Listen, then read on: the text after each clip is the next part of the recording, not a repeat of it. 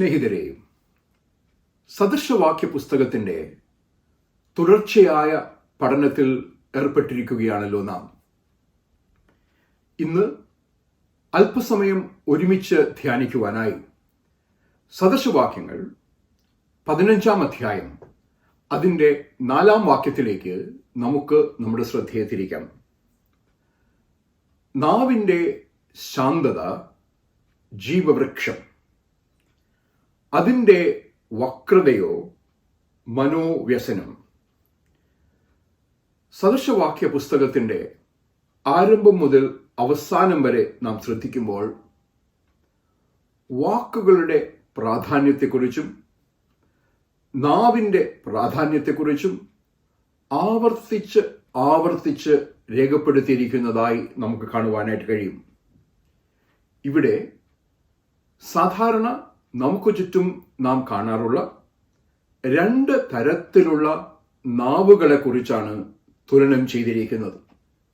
ഒന്ന് ശാന്തമായ നാവ്, മറ്റൊന്ന് വക്രതയുള്ള നാവ്.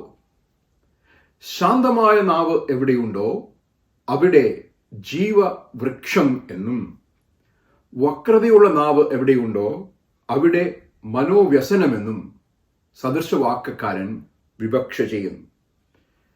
നമുക്ക് പരിചിതമാണ് ഈ വാക്കുകളെങ്കിലും അതിൻ്റെ അർത്ഥതലങ്ങളിലേക്ക് ഊളിയിട്ടിറങ്ങുവാൻ നാം ശ്രമിക്കുമ്പോൾ എന്താണ് ശാന്തതയുള്ള വാക്ക്?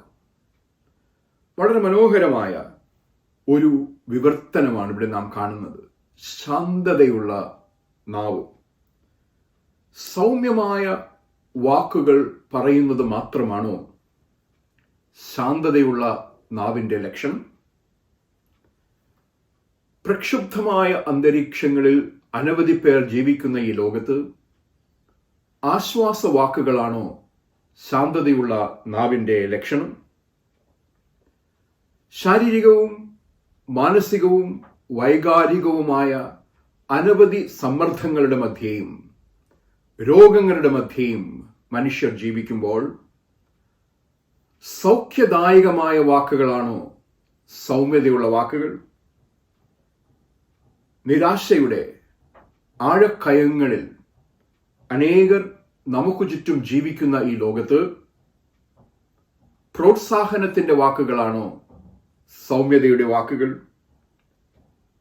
അനീതിയും അന്യായവും കുടികുത്തി വാഴുന്നു എന്ന് നമുക്ക് തോന്നിപ്പോകുന്ന അനവധി സാഹചര്യങ്ങൾ നമുക്ക് ചുറ്റുമുള്ളപ്പോൾ നീതിയുടെ വാക്കുകൾ, ന്യായത്തിന്റെ വാക്കുകൾ, അവകാശങ്ങൾക്ക് വേണ്ടി പോരാടുന്ന വാക്കുകൾ, അതാണോ ശാന്തതയുടെ വാക്കുകൾ? സ്നേഹത്തിനു വേണ്ടി കൊതിക്കുന്ന ഒരു വലിയ ലോകം നമുക്ക് ചുറ്റുമുള്ളപ്പോൾ സ്നേഹസാന്ദ്രമായ വാക്കുകൾ, അതാണോ ശാന്തതയുള്ള നാവിൻ്റെ ലക്ഷണം? ആത്മാവിനെ ഉദ്ദീപിപ്പിക്കുന്ന, ഉണർത്തുന്ന വാക്കുകൾ, ബന്ധങ്ങളെ ശക്തിപ്പെടുത്തുന്ന വാക്കുകൾ, ശാന്തതയുള്ള നാവ് വളരെ ശക്തമായ ഒരു രൂപകമായി, ഒരു പ്രതീകമായി സദൃശവാക്യക്കാരൻ വരച്ചു കാട്ടുകയാണ്. ശാന്തതയുള്ള നാവിനെ എന്തിനോടാണ് ഉപമിച്ചിരിക്കുന്നത്? ശാന്തതയുള്ള നാവ് ജീവവൃക്ഷം. ഒരു വൃക്ഷത്തെക്കുറിച്ച് നാം ചിന്തിക്കുമ്പോൾ അത് പരിപോഷണവും പരിപാലനവും ഉറപ്പ് നൽകുന്ന യാഥാർത്ഥ്യമാണ്. വളർച്ചയുടെ പ്രതീകമാണ്.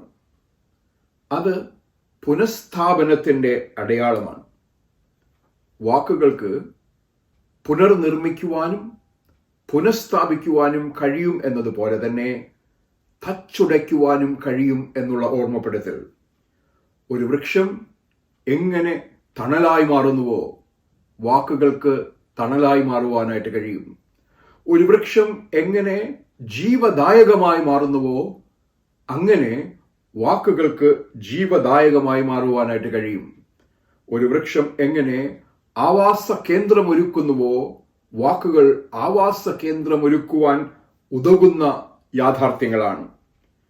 ഒരു വൃക്ഷം എങ്ങനെ ഉപജീവനവും ജീവനവും സാധ്യമാക്കുന്നുവോ, വാക്കുകൾ ജീവസാധ്യതയുള്ളതാണ്.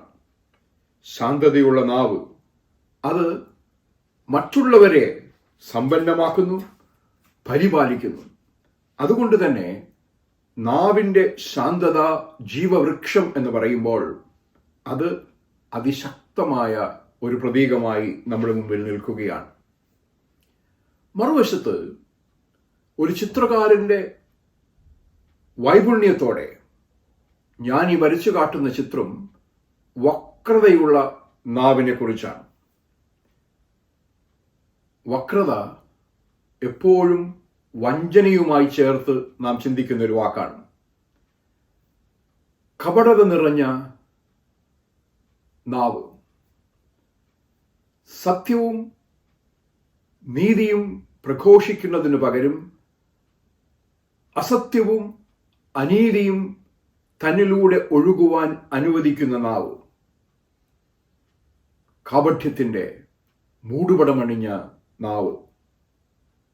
വക്രതയുള്ള നാവ് അപകടകരമായ നാവാണ്, ഹാനികരമായ നാവാണ്. അത് വ്യക്തികളെ ഹനിക്കുന്നു, അപരരെ ഹനിക്കുന്നു. പക്ഷെ അതിനേക്കാൾ ഉപരിയായി അതിൻ്റെ ദോഷഫലം ചെന്ന് എത്തുന്ന ഇടങ്ങൾക്ക് സീമകളില്ല എന്ന് നാം ഓർക്കണം. വിശ്വാസത്തെ നശിപ്പിക്കുവാൻ കഴിയും വക്രതയുള്ള നാവുകൾക്ക്. പക്ഷേ അതിനേക്കാളൊക്കെ വേദനാജനകമാണ് ബന്ധങ്ങളെ ശിഥിലമാക്കുന്ന, ബന്ധങ്ങളെ നശിപ്പിക്കുന്ന വക്രതയുള്ള വാക്കുകൾ. ഭാര്യ ഭർത്തൃ ബന്ധങ്ങളിലെ വിള്ളലുകളെ കുറിച്ച് നാം ചിന്തിക്കുമ്പോൾ പലപ്പോഴും അതിന് കാരണമായി മാറുന്നത് വാക്കുകൾ ഉപയോഗിക്കുവാനുള്ള പരിജ്ഞാനമില്ലായ്മയാണ്. മക്കളും മാതാപിതാക്കളും തമ്മിലുള്ള ബന്ധത്തെ, അയൽക്കാർ തമ്മിലുള്ള ബന്ധത്തെ, സുഹൃത്തുക്കൾ തമ്മിലുള്ള ബന്ധത്തെ തകർക്കുന്നതും പലപ്പോഴും വിവേകമില്ലാതെ നാം ഉപയോഗിക്കുന്ന, ചിന്തയില്ലാതെ നാം ഉപയോഗിക്കുന്ന വാക്കുകളാണ് എന്ന് മറന്നുപോകരുത്.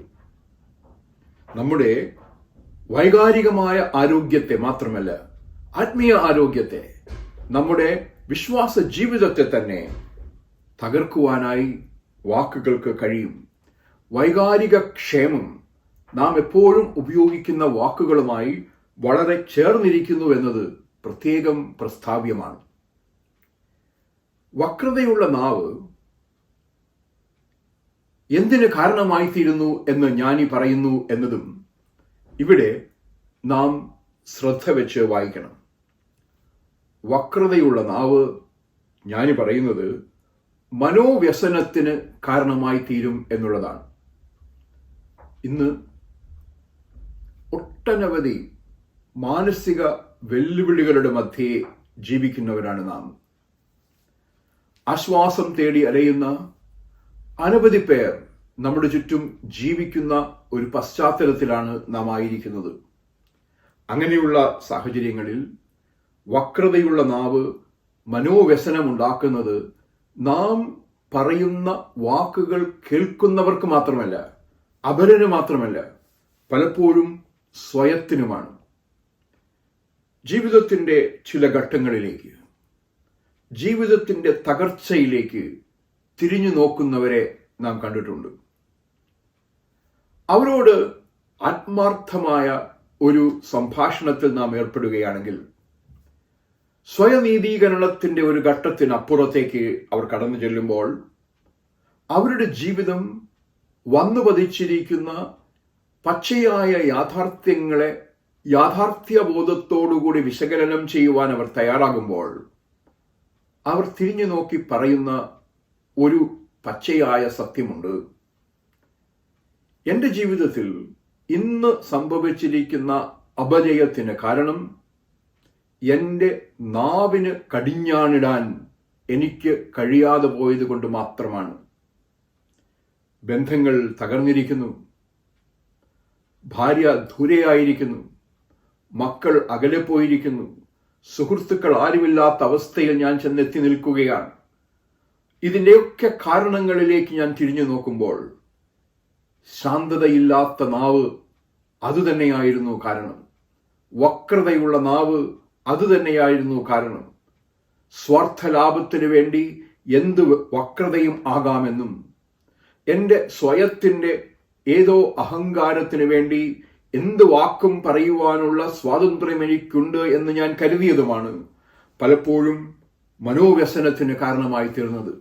മനോവ്യസനം സഹിക്കവയ്യാതെ അനവധി പേർ എന്നിൽ നിന്നും അകന്നുപോയപ്പോൾ ഇന്ന് ഞാൻ ചെന്നെത്തി നിൽക്കുന്ന മനോവ്യസനത്തിന് കാരണവും അതുതന്നെയാണ് എന്ന് ഞാൻ തിരിച്ചറിയുന്നു.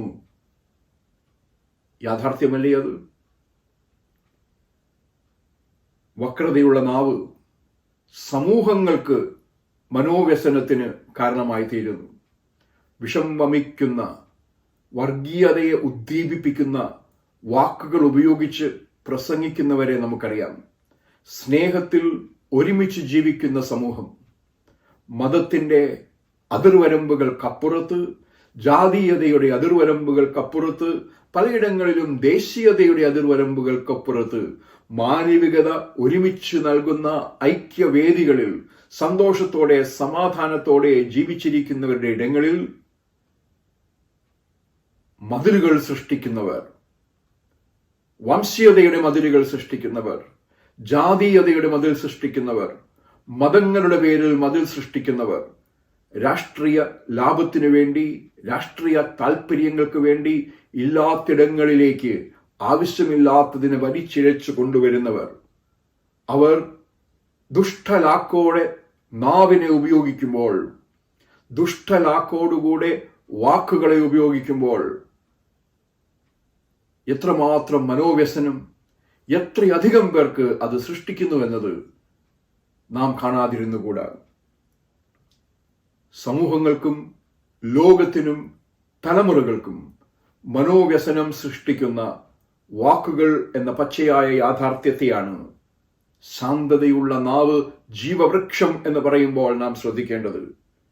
എവിടെയൊക്കെ മനോവ്യസനമുണ്ടോ അവിടെ മനോവ്യസനത്തിന് പരിഹാരമായി ജീവന്റെ വൃക്ഷത്തിന്റെ കണികയായി എത്തുന്ന നാവിനെ കുറിച്ചും നാം ചിന്തിക്കണം.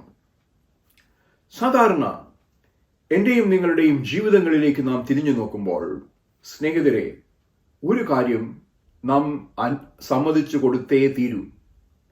വാക്കുകൾ നമ്മുടെ സ്വഭാവത്തിൻ്റെ തനി പ്രതിഫലനങ്ങളാണ്. വാക്കുകൾ നമ്മുടെ ആന്തരിക വ്യക്തിത്വത്തിൻ്റെ പ്രതിബിംബങ്ങളാണ്. കർത്താവായ യേശു ക്രിസ്തു അതുകൊണ്ട് തന്നെയാണ് പറഞ്ഞത്, ഹൃദയം നിറഞ്ഞ് കവിയുന്നതല്ലോ വായി പ്രസ്താവിക്കുന്നത്. എവിടെയൊക്കെ ഹൃദയം സ്നേഹം കൊണ്ട് നിറഞ്ഞിരിക്കുന്നുവോ ആ നാവിൽ നിന്ന് സ്നേഹത്തിന്റെ വാക്കുകൾ മാത്രമേ വരികയുള്ളൂ. എവിടെയൊക്കെ ഹൃദയം സ്വച്ഛന്തമായിരിക്കുന്നുവോ, ശാന്തമായിരിക്കുന്നുവോ ആ നാവിൽ നിന്ന് ശാന്തതയുടെ വാക്കുകൾ മാത്രമേ വരികയുള്ളൂ.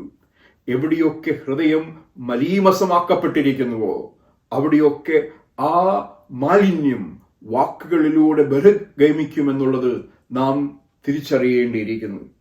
വാക്കുകൾ വിവേകത്തോടെ തിരഞ്ഞെടുക്കുക, അതുതന്നെയാണ് ജ്ഞാനി തലമുറക്ക് നൽകുന്ന ഏറ്റവും വലിയ പാഠം. വാക്കുകൾ ഉപയോഗിക്കുന്നത് തെറ്റിപ്പോവുകയാണെങ്കിൽ അത് നമ്മുടെ വ്യക്തിത്വത്തെ ബാധിക്കുന്നു, നമ്മുടെ സ്വഭാവത്തെ ബാധിക്കുന്നു, നമ്മെക്കുറിച്ച് മറ്റുള്ളവർ എങ്ങനെ മനസ്സിലാക്കുന്നു എന്നതിനെ ബാധിക്കുന്നു. നമ്മുടെ സാമീപ്യം കാക്ഷിക്കുന്നതിന് പകരം നമ്മുടെ സാമീപ്യത്തിൽ നിന്ന് അകന്നു പോകുവാൻ മനുഷ്യരെ പ്രേരിപ്പിക്കുന്നത് പലപ്പോഴും നമ്മുടെ വാക്കുകളാണ് എന്ന് നാം തിരിച്ചറിയണം.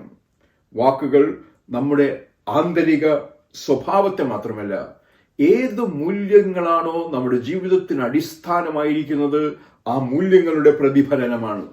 ഏത് നൈതിക ബോധമാണ് നമ്മുടെ വ്യക്തിത്വത്തെ രൂപപ്പെടുത്തുന്നത് ആ നൈതിക ബോധത്തിന്റെ, ആ നീതിബോധത്തിന്റെ, ആ ധർമ്മബോധത്തിന്റെ പ്രതിഫലനം കൂടെയാണ് നാം ഉപയോഗിക്കുന്ന വാക്കുകൾ.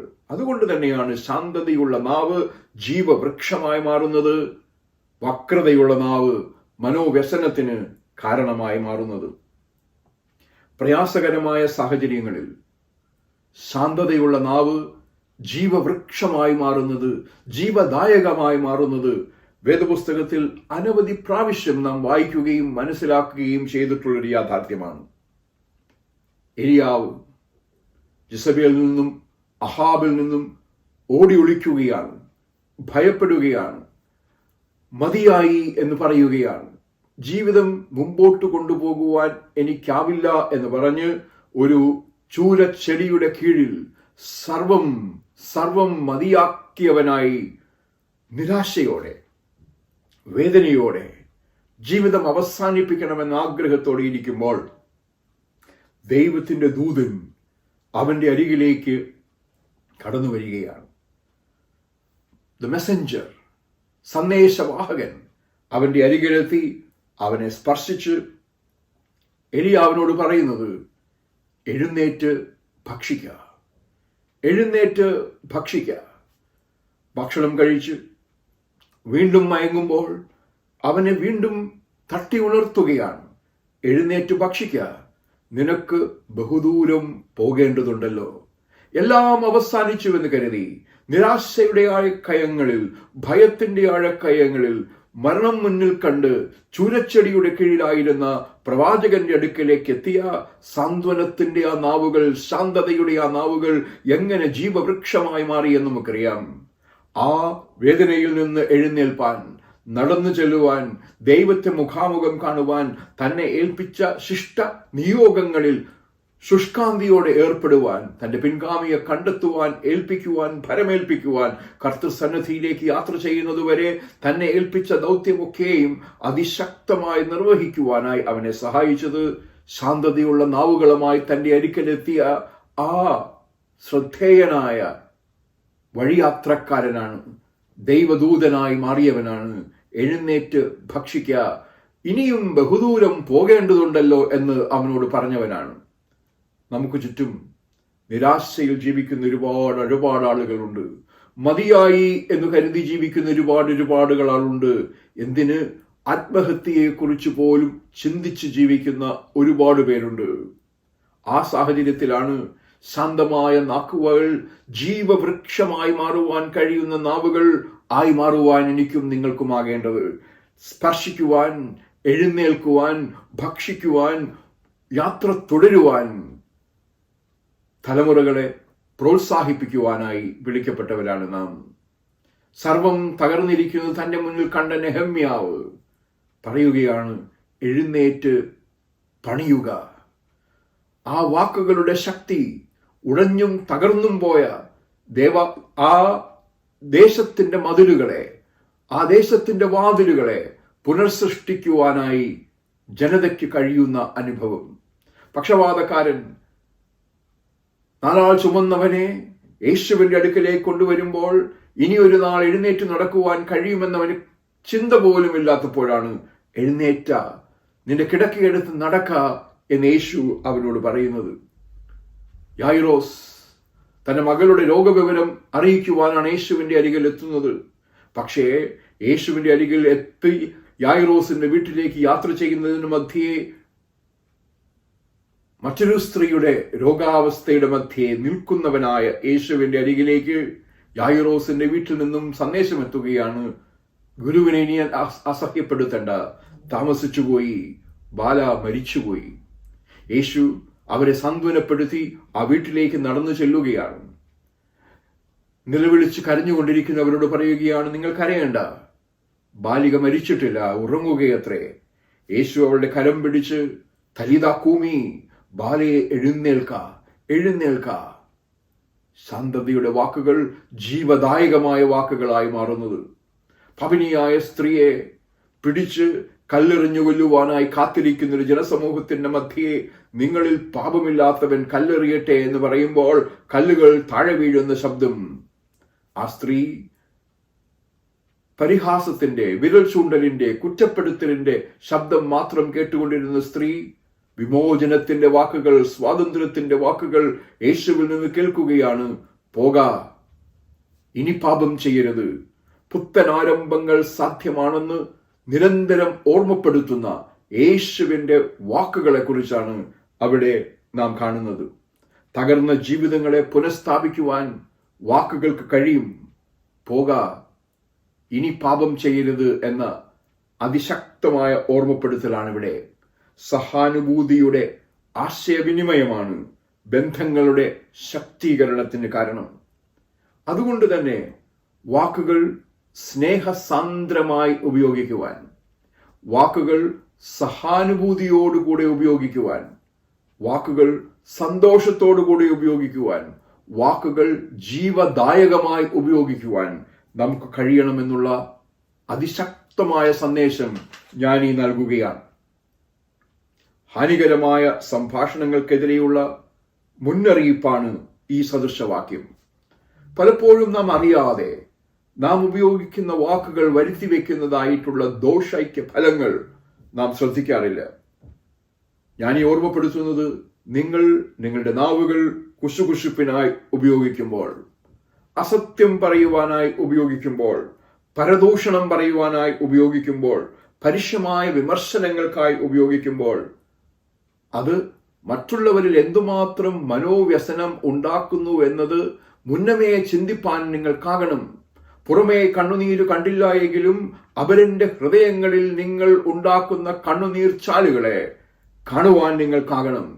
കുശുകുശുപ്പിന്റെയും പരദൂഷണത്തിന്റെയും പരുഷ വിമർശനങ്ങളുടെയും ഉപയോഗത്തിനുള്ളതല്ല നാവുകൾ. അത് ജീവദായകമാകണം. വാക്കുകൾക്ക് മുറിവേൽപ്പിക്കുവാനുള്ള ശക്തിയുണ്ട്. അത് നാം തിരിച്ചറിയണം.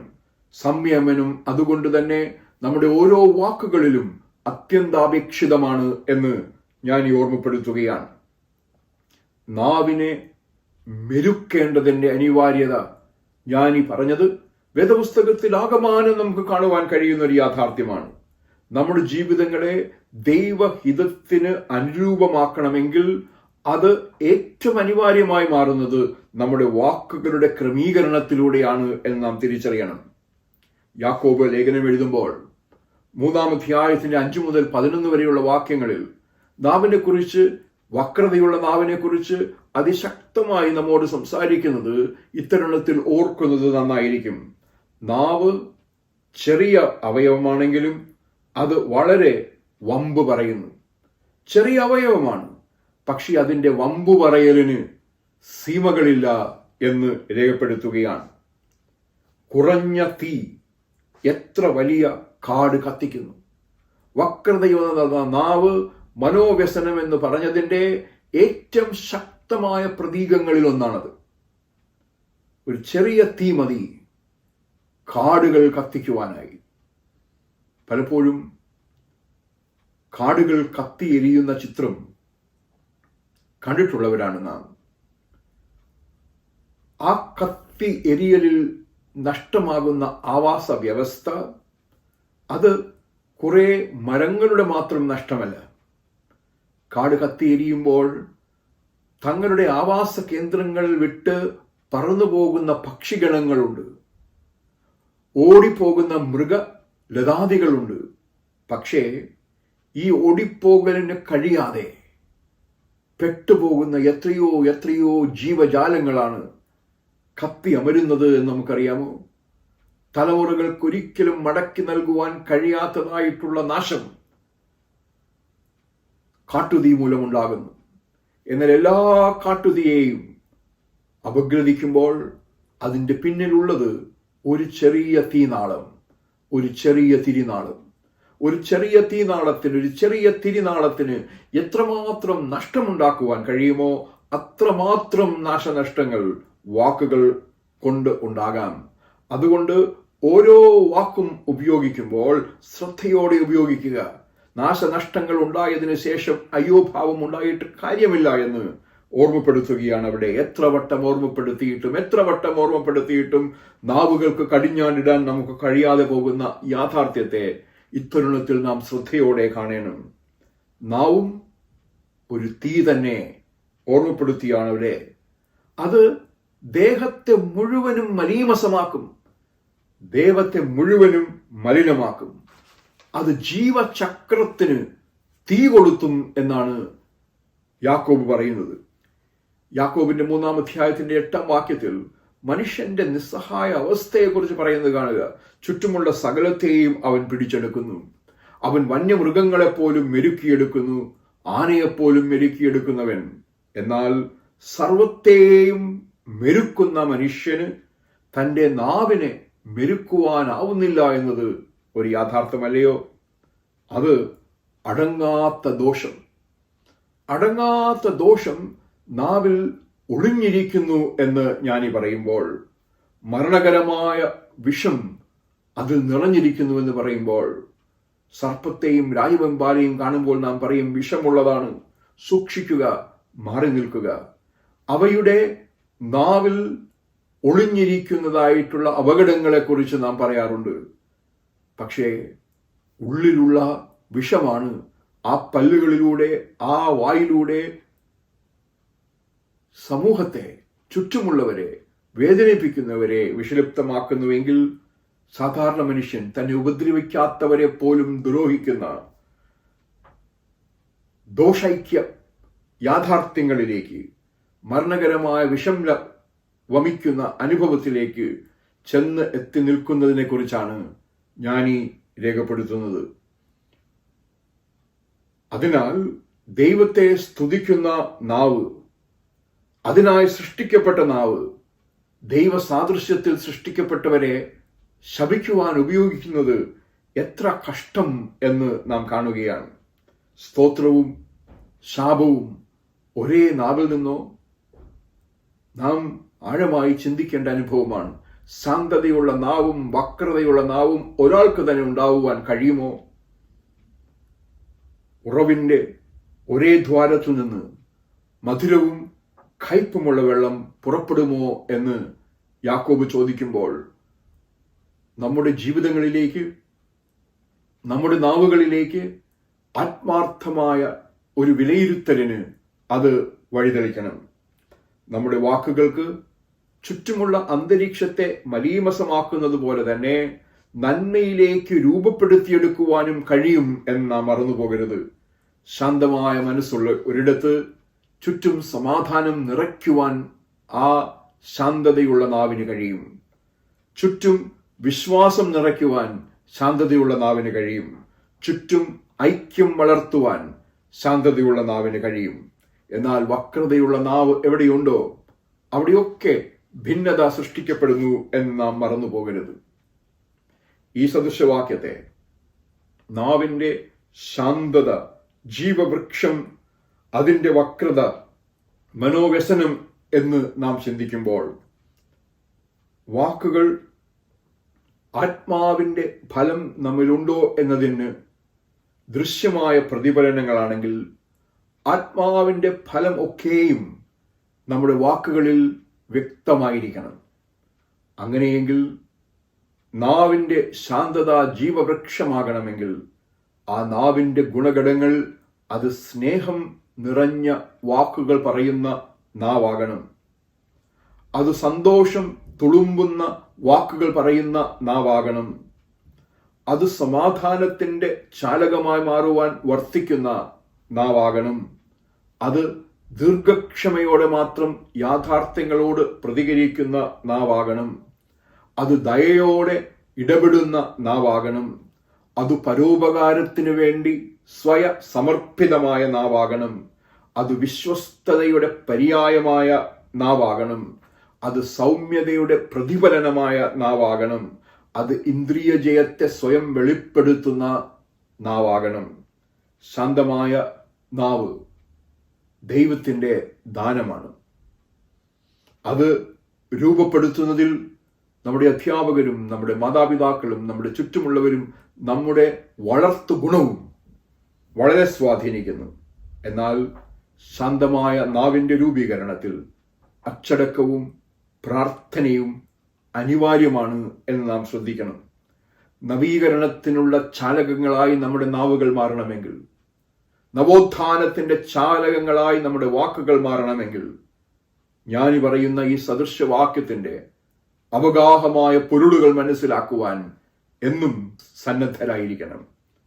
സദൃശവാക്യങ്ങൾ 15-ാം അധ്യായം അതിൻ്റെ 4-ാം വാക്യം, നാവിന്റെ ശാന്തത ജീവവൃക്ഷം, അതിൻ്റെ വക്രതയോ മനോവ്യസനം.